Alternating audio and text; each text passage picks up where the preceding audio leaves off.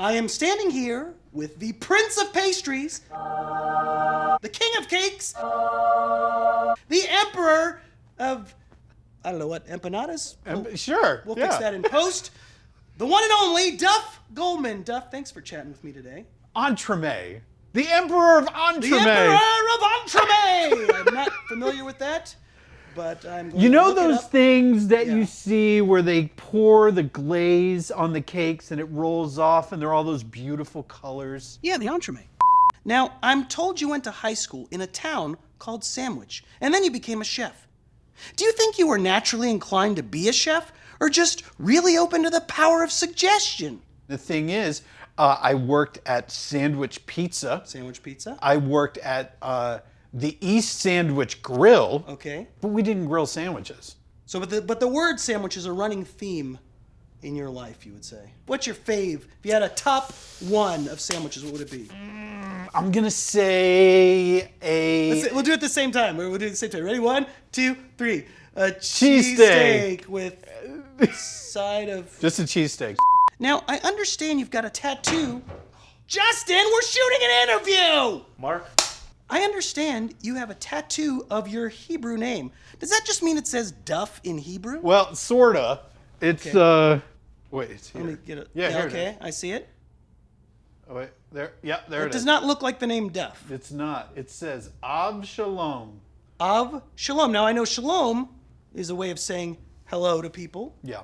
but actually I think it means peace. In this context, it means peace. Yeah, Av Shalom means bringer of peace or father of peace. You're a bringer of peace? I try to be. It's nice. I really like my Hebrew name. I think it's really kind of sort of informed who I've become. I would have thought maybe you'd get something that said bringer of cakes or bringer of matzo balls. What about that name Duff? Where does that come from? Is that short for, like Lord Duffington or Duffalopagus? Well, my real name is Jeffrey. Okay, so that's Right. the natural Jeffrey, yes. Duff, sure. When my parents brought me home from the hospital when I was a baby, I have an older brother. Okay. So they brought me home and they were like, this is your little brother. His name is Jeffrey. Yeah. And he couldn't say Jeffrey. He kept saying Duffy. And so that became my name. All right, Duff, here's a question for you. What is the first traditional Jewish dessert you learned how to bake? Oh, so the first traditional Jewish dessert I ever learned how to bake was a Hamantashen. A And that was Hamantashen. at Hebrew school. Okay. And somebody brought in all the stuff, and I remember we did the poppy seed one. Oh! Which, as a little kid, I thought was the strangest thing in the world. Why did that seem strange? Because when you're 6 years old and you see poppy seeds, first of all, you're used to them on a bagel. You're like, hey, I'm trying to make some Hamantashen here. You get these poppies back to their bagels. Is that what happened? That's savory, right? Yeah. That's good. They go on bagels. They don't go in cookies. But then you mix it all up and you put it in the cookie, and the texture is unbelievable. And later on, you're still picking poppy seeds out of your teeth, so it's like the cookie that keeps on giving. If strawberry shortcake were Jewish, do you think she'd be called strawberry strudel? I think she might be called like strawberry matzo brie. Or Matzo maybe- brie. Matzo brie. Or strawberry. It doesn't really roll off the tongue like strawberry shortcake, does it? It doesn't. How would you rate the theme song for that? Strawberry matzo brie, walking down, and then she cries. She's strawberry matzo brie. Exactly like that.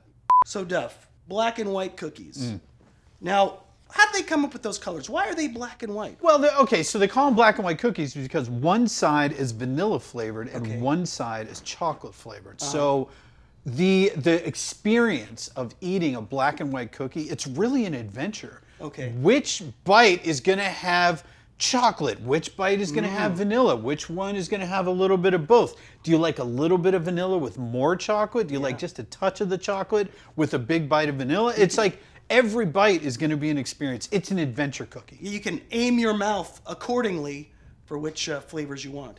You'll appreciate this. I make green and whites You do? I do! Hey! They're pistachio flavored. Well, let's bring them on out, guys. Here come the green and white cookies that Duff has prepared just for us. Here they come. Did not make you any. On their way. Nope. Duff, I heard that in a Passover Seder, we're supposed to dip twice. But isn't that in direct conflict with the classic party rule? No double dipping? I feel like all the rules are suspended for Passover. Okay. Passover is a magical night. Elijah shows up, Yeah. drinks the wine. Okay. There's matzah hidden around the house everywhere. You do what you want on Passover. You recline. Oh, okay. You ask get into questions. That. Oh, I like the reclining part. Yeah. Oh man, look at you, just chilling. This is comfy. Chilling. I'm gonna double dip. I usually dip like 80 times during Passover. Yeah. Duff, I understand you have a... Timer. All right, let me get that. Hang on.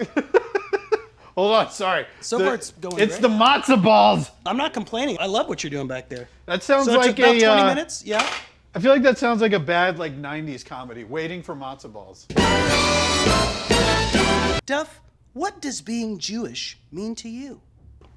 That's a good question. I think one of the things that I really love about being Jewish is having a sense of community anywhere in the world. Okay. There's Jews everywhere. And one of the things that I love about Passover especially is that on Passover, any Jew can find any Jewish household and sit down for Seder. Everybody's welcome, and I think I really love that. I love that. I think the other thing is there is a concept in Judaism called tzedakah, which is, it's giving, but it's not just giving, it's giving anonymously. So it has nothing to do with trying to make yourself look like you're, a good person or anything. You do good things because you are supposed to do good things, and that's it. Well, Duff, you have given me a wonderful day here in your kitchen. And thanks for the tzedakah. You're very welcome. I'm really glad that you didn't end up in a sandwich. I didn't know that was even a possibility. Oh, very much so. Okay, bye.